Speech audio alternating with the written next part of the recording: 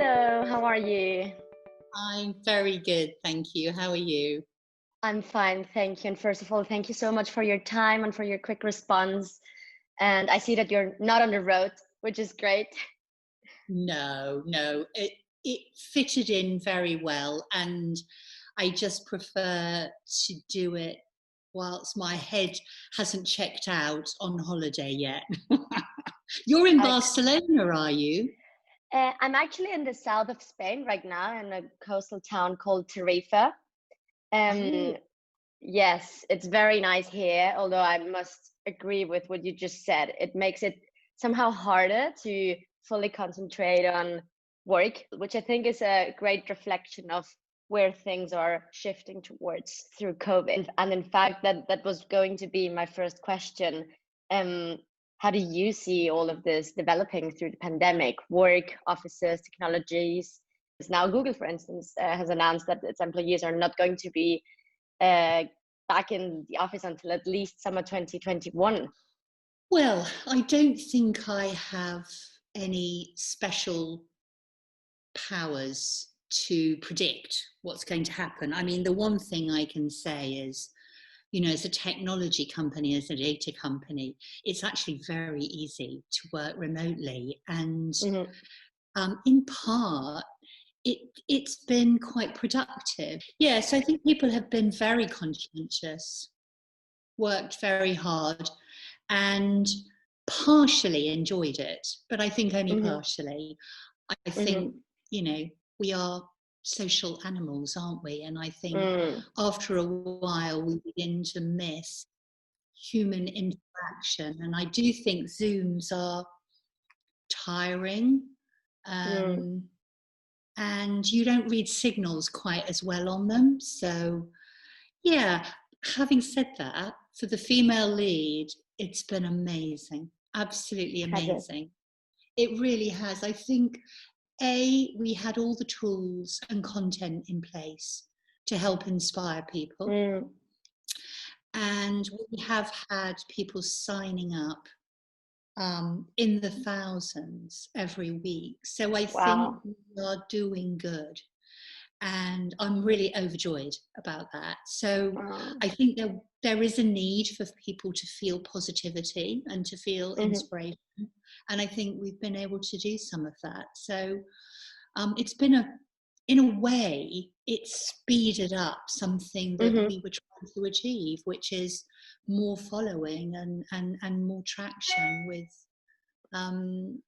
girls and women. Mm-hmm. Mm-hmm.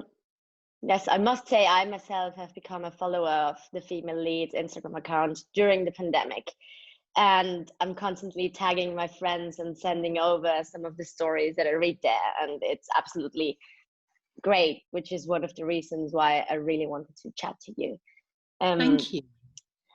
Specifically about how we as women and can develop during the pandemic, how we can use this point of inflection to shift things in the right direction when it comes to closing the gender gap. uh, and now, as we were just chatting about the flexibility that comes with Zoom calls, with working remotely, I think that could be a great opportunity for women to finally get that well-deserved chance to balance um, their careers, growing and getting where any man could get, as well as their personal lives and motherhood, for instance. How do you view COVID in this sense? I agree. I mean, I'm not sure how I would have coped with having a family and corporate life. So, up until the age of 29, I was working for a big American consultancy. Mm-hmm. And around 30, I thought, I really want to start thinking about a family. But my life changed around that point. And when my husband left the business, I got fired because they thought we were going to compete with them. And so we were both out of a job with a big Wow. mortgage. And it was quite scary. Mm-hmm. And if I'd been sensible, I might have got a job and thought, I want to, be ready to have a family and pay the bills. But, we were really passionate about what we did. And in fact, we did have children a year after we started the business, which was crazy. But, when you start a business, you write the rules, you create the culture. And I do think a lot of this, being at home, working the hours you want to, fitting them around the rest of your life, whether that be children or social or other dependents, good. I think it could be a real breakthrough. In the post-pandemic world, though, how do you think we can continue to embrace this reinforced touch of humanity? Can we continue to make these things that we wish for happen? Because I feel like sometimes when issues are not in the headlines anymore, when the media gets bored of certain topics, people forget. We're so quick to forget. What could we do all individually and realistically to carry on this positive path? Well, I think a lot is spoken of the negative impact of social media, but the positive impact is very, very strong. We signal on social, I'm a data person, as you know, but we signal very strongly on social media what we care about more than brands. What we believe in, what we're passionate about, whether that's saving the planet, plastic-free, food wastage. It's all in the patterns of what we consume and what we connect with, share, like, what have you. And so understand, oh, there's your cat. Sweet. Because me too, please. She obviously cares about you. Yes. She wants to take part in the conversation too. Lovely. So I think being online more means that there's richer, more powerful data on what we really care about. And I think this is throwing out a challenge now to businesses, which is you can no longer just be ignorant. People don't really care about the product itself. They care about what it stands for. Where does it come from? What was its supply chain? Do they believe in the company and how they treat the planet?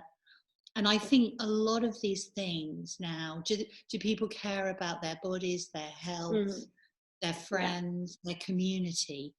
By understanding that, I think it's going to be the difference between the brands that succeed going forward and the ones that now fail, because I think it's irreversibly changed. We've all, I think, radically changed our beliefs and our respect for, I think, the people and the businesses that have supported us during this very difficult time. I think that Black Lives Matter has been quite a good example too, in regards to how people now, amidst this pandemic, react to social global issues that affect us all. And that on the one hand makes me very hopeful. And on the other, however, it makes me a bit sad that it took a pandemic to kind of get us to wake up. Well, it is surprising. And I wonder if it was the pandemic. I was listening on the radio this morning and I was feeling so sorry for the wonderful Doreen Lawrence. She lost her son in tragic circumstances. And I wonder if it was the fact that it was all filmed and people could see how dreadful and unjust.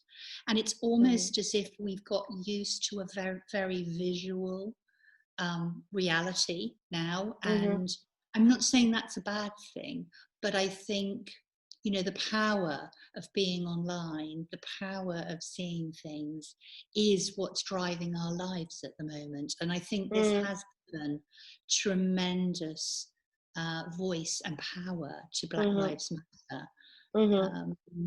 Maybe the story isn't different. Maybe it's just more eloquently Yeah. presented or Mm-hmm. horrendous presented. I don't know. Yes.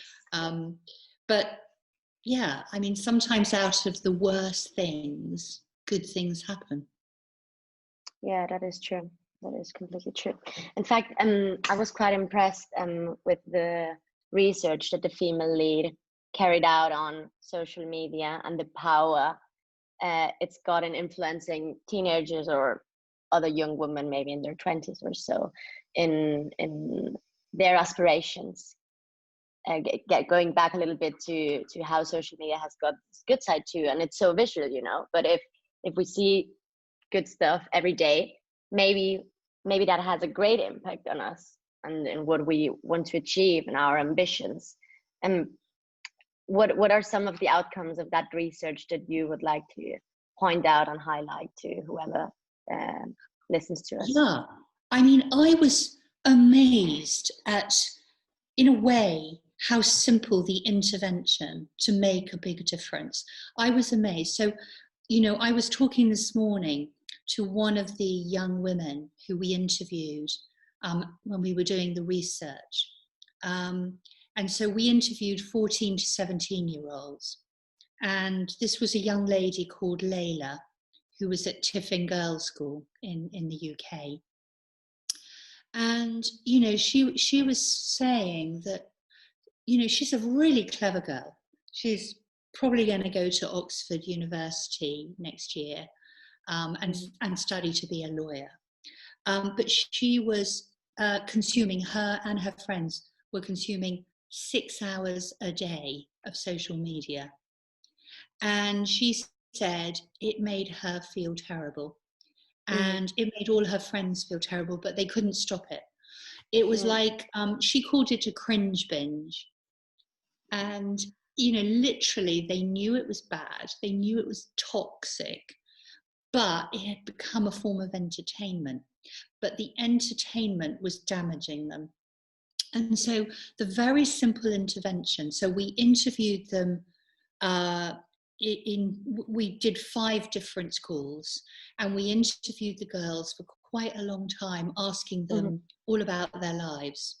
And then we went back 9 months later, and the only change we introduced was that they include 3 to 4 new social following, so 3 to 4 women that they hadn't been following. And, you know, to be really honest with you, we were amazed with the result.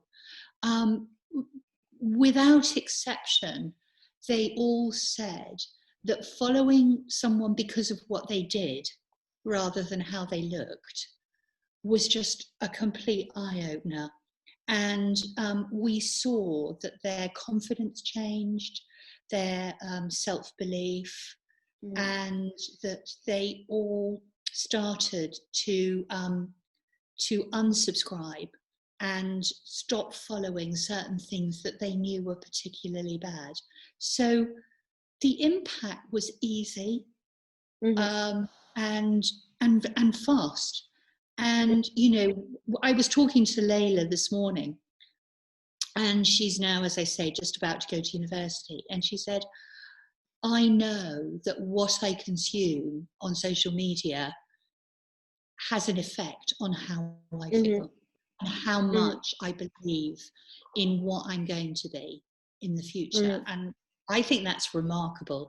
And, you know, we did this as a campaign. We called it Disrupting Your Feed. And we had 33 million people engage in the campaign all over the world. And I still don't really understand why governments, why schools, why people are not just saying, you know, we need to stop these social media platforms just serving out the same celebrity and fashion that is really what is affecting mental health in young girls. Yeah, I think what you mentioned is absolutely brilliant, how their well-being already changed in such a short period of time. And it's also scary because the same way it can change in a good way. It could change in a bad way if these young girls follow the wrong people. But hopefully with work such as that of the Female Lead and other charities out there, slowly education gains space online. I would say it does. I must say, I'm in my 20s too, and I can see that there is much more awareness now than there was, for example, 5 years ago, about the dangers of social media. And in fact, at COVID Action Network, we focused on mental health quite a lot while we were on full lockdown.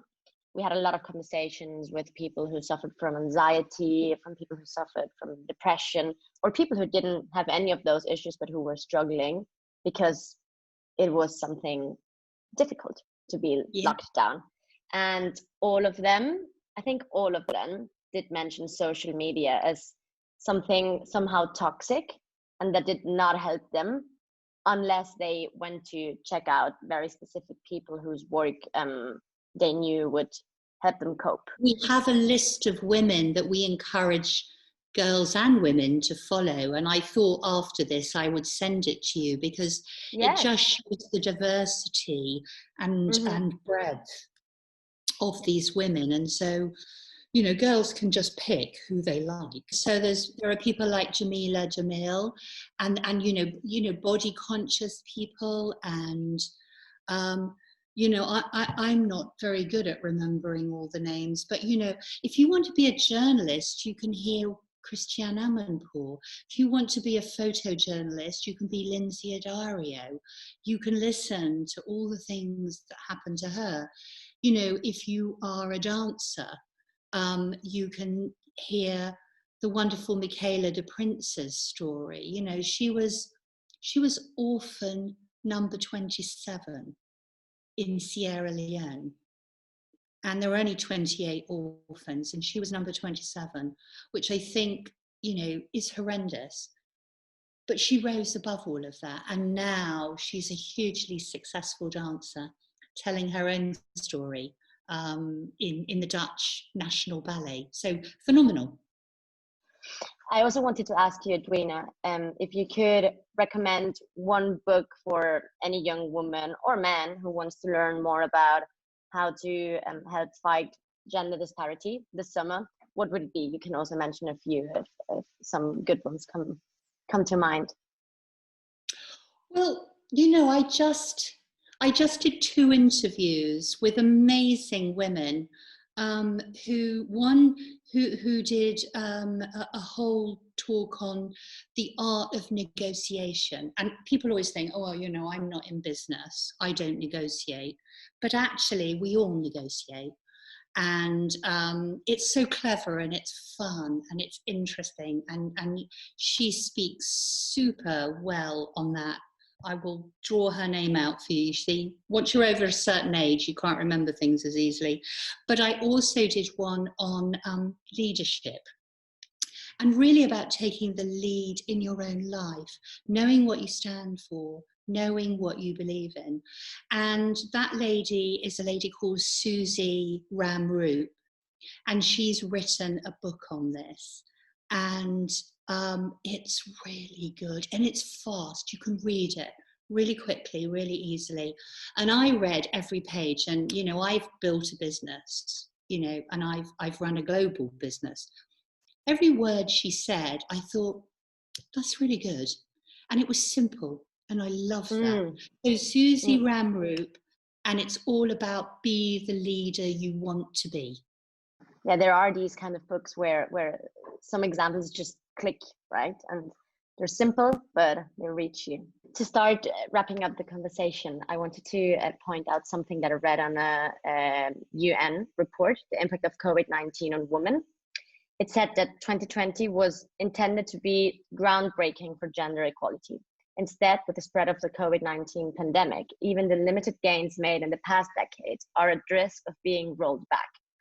So as a final message, I would like to hear from you what we could all do to ensure that nothing rolls back, and instead that we advance as we should, and as we have been discussing during this conversation. Such an important quote, and I'm afraid dreadfully true. We are now doing new research into women at work. So we're now interviewing 25 to 44-year-old women during lockdown and asking them what gets in the way of them developing, continuing their career in the way that, so men at a certain age start doing that and women are doing that, and it's kind of, it's scary how consistently that is happening. So we're doing the research right now. We will be publishing it in September, October this year, so very, very soon. We're doing that with Dr. Teresa, our psychologist and author.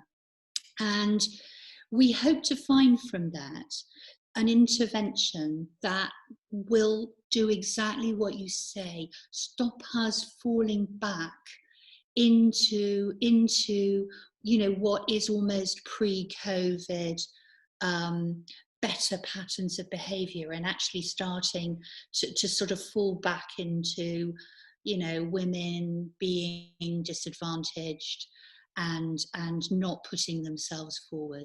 So we're very, very keen to do that. We're very confident that we're going to find some new data and some new thinking, which will allow us to then inform government, inform businesses on, you intend to do the right thing, but you're not perhaps supporting in exactly the way that women need. And we've already had some of those clues. I think the trouble is women have in their minds the whole family locked in their head. And I think that means it's really difficult to be single-minded on your career. So how do you make that a virtue and a quality and not a penalty that somehow has to be subsidized and assigned purely to the woman? Those are the kinds of questions that we need to address. So I'm very excited to do that. And I think it is truly a very, very big danger. And if we don't unlock the key to women going back to work and feeling confident and energized, then we're not going to have the economic recovery that we need. And that is seriously worrying. I think quite often people miss the nuances that make all the difference. And I think most things that are wrong are simply misunderstandings. And it's people like you who can express these in new ways and get this message out that are really important at this time.